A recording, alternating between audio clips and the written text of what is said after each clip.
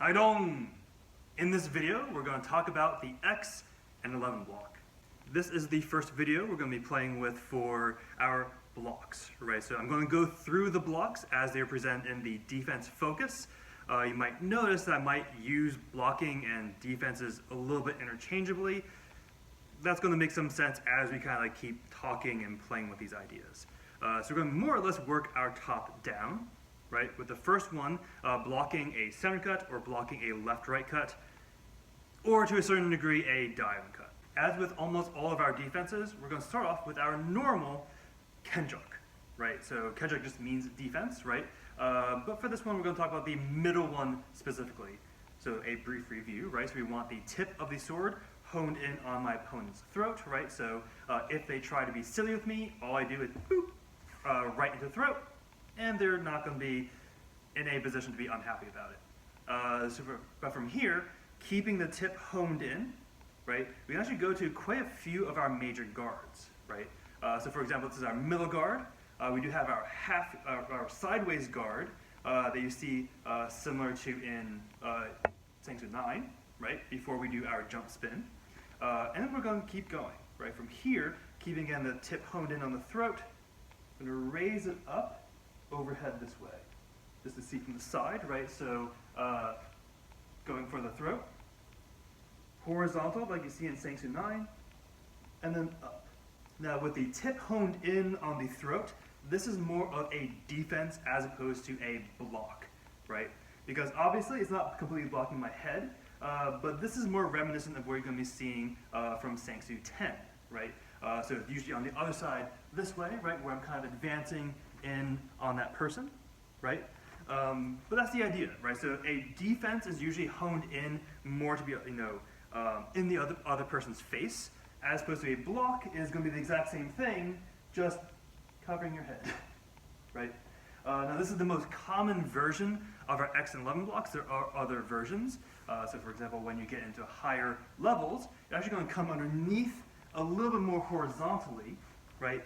Aiming for the underside of the wrists. But for now, right, so the idea is to block a center cut or a left-right cut, right? So if we're here, draw back, 11 block.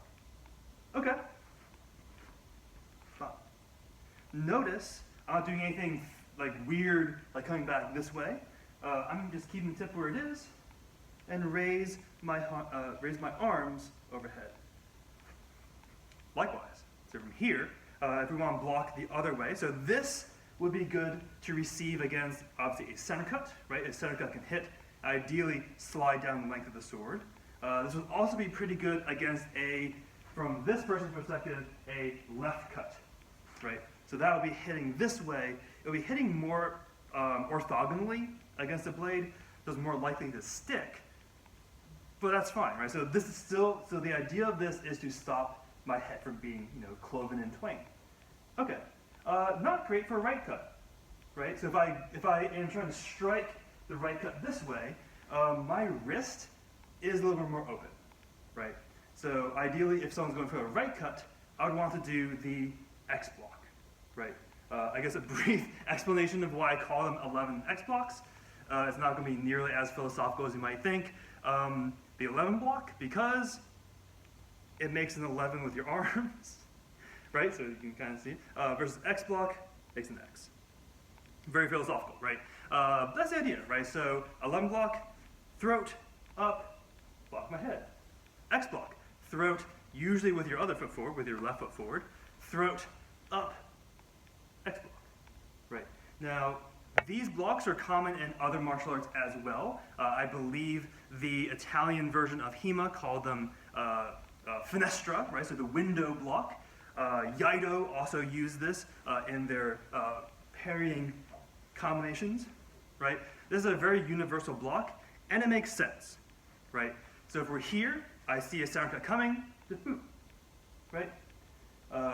Or I can step back, either way, and still have some sort of coverage against a center cut. This is a good time for us to discuss the difference between an active and a passive block. So a passive block means I'm very passive about it. I just have it out, right? So if I'm here and I block, I just have it out. I'm not facilitating the block at all. I just have my blade up, and this is passively protecting me, right? So I'm not actively going against the target. I just have it out. Okay. It seems like the lazy man's way of not dying, right? So you see a center cut, you're just like, right? Or see a center cut and do, again, either direction. Versus something a little bit different, right? Now you can do the same thing. You can use the same block, but doing it actively. This is going to be a lot more important when we start talking about the rib blocks, as well as the knee blocks we're going to see a little bit further down the line. So let me show you 2 examples of how to use this a little more actively. The first one is one that I really like to do in sparring because it's effective and it's kind of fun, right? So you see a center cut coming. So again, I could be passive about it. I could just be like, meh, and not die potentially. But ideally, right? So if the person is smart and I just do this, they can obviously come towards my open side and strike me down. Okay, let's be more active. I see that same center cut coming. I'm going to do what's called a peasant's block, according to a HEMA school. I'm going to step off to the side and block, and then I'm going to use this momentum to turn it into a cut. Now you can do that both sides. I like to go to the left because I get a little bit more power, because in the 11 block, it's easier to translate that power into a cut. You can do it to the other side though. So X block, absorb that momentum, turn, back to the neck strike, back to the wrist strike, some sort of strike. So that's one way to be more active about it, right? So I'm not merely having it out there and hoping it works. I'm facilitating the block to make it even more effective.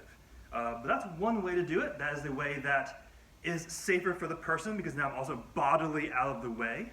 But there's another way that's a little bit more dangerous, but it's going to be a lot more intimidating to your opponent. This is where that brief comment that I made about a defense and a block kind of being very, very similar.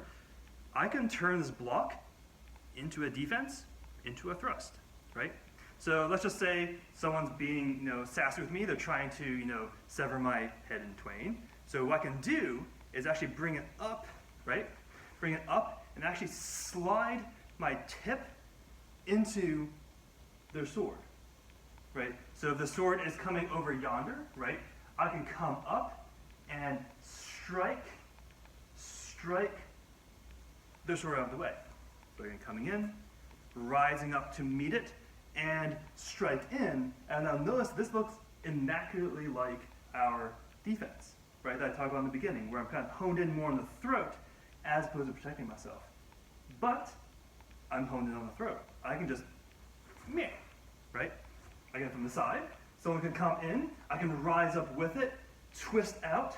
Again, now my wrist is protected and my sword has knocked their sword out of the way, and I can just stab in, right? Now what's nice about this is all I need to do is walk into the sword as opposed to do all my muscle this way. Because, as you probably have known, as you practice the stab, the overhead stabs are not that strong unless if you walk into the opponent, right? That's going to be a whole different video. That's the idea. So this is another way you can be more active with your block. Again, the center cut's coming forward. I can also strike out this way and now stab my dear listener in the throat. So we've learned our block. We've learned 3-ish ways to use it. How do I transition between the two if I want to? There are going to be some good ways and some, if you modify it, sort of good ways to do it. Let's go through that. The first way I would recommend that you do this is if you're in your block, keep the tip kind of honed in on your opponent's throat as you step back and block. Step back and block, step back and block. So from the side, right, so something similar, right? So block, step back, block, keeping the tip forward as you advance, or as you, go away. You can also do the same as you advance. Right? So notice again, my head is usually protected at some point, at pretty much at all the points during the transition, because if your opponent can see that you're doing something, for example, like this, if you're 11 block, you're kind of like turning around this way, there's going to be a massive time to strike me, right? So when I'm doing this, strike me, strike me, strike me, nope, strike me, strike me, strike me. Like there's a huge time period that you can be struck down. So you want to be minimizing that when you're fighting someone because they will dispatch you. Before we move on to the other way, let's just talk about a nice drill we can do. Now you can do this as early as white belt, right? So for example, the person can receive the white belt form. So if you have partners and they're both using, for example, safety swords, this is not a safety sword, I don't know why I'm holding it up, but you can both be using safety swords. So one person can be doing the form, center cut, center cut, center cut, right? The person can be in front of them, block, block, block, right? And you can do the same thing with the right, left centers and all that fun stuff. Going through the rest of the form, another partner drill that you can do just to kind of like integrate the drills throughout the video is you can go back and forth, right? So this person can give me center cut, center cut, center cut. I can turn in for 1, 2, 3, center, center, center. And you can keep going that with right, left centers and doing all sorts of different cuts with that. And I mentioned that there was a good way to do it if you modify it. I'm actually going to go back to the way that I said don't do this, right? Like this, again, as I said, has a lot of openings, right? So here, open, open, open, open, open, open. Not the best position, especially for lower ranks like white belts or someone who's new to sparring. What if we modify it? Now I'm going to be stealing this, frankly, again from HEMA, because they do a lot of this style, specifically the German style does a lot more. What if we strike with it? Right? Is it like an open head strike, right? So from here, what if instead of trying to go into a blocking motion, what if, hear me out, what if you come around for a cutting motion? Coming around for a cutting motion this way. Make sense? So same idea, right? So this is more like I'm advancing with it because I'm trying to dispatch someone. But if I'm here, right, I'm block, I can step forward and strike with the blade, probably going off to the side as we do it. So this is like a modified 11 and X block, but we can turn it more offensively, which is why I mentioned in the beginning, which with the idea of you can go underneath someone's center cut and sever their wrists. So all sorts of fun things you can integrate with this humble 11 block. And a parting thing that I would like to introduce, right, or reiterate more specifically, is the idea of synchrony, right? So as I'm blocking, I don't want to be like, right? I want to be coming in, snap, coming in, snap, right? So again, to use a Japanese term, ki ken tai ichi, right? So you're breathing, your body, and your sword all in one motion. So instead of stepping, block, right? All in one motion. Stepping, sword, block, stepping, sword, block. It's going to be a lot more, first of all, effective. You're going to be able to, that squeezing motion is going to be able to absorb the center cut a lot more effectively, and just generally going to be more powerful. So with that, so make sure you keep training, stay safe, and stay humble. Haidong!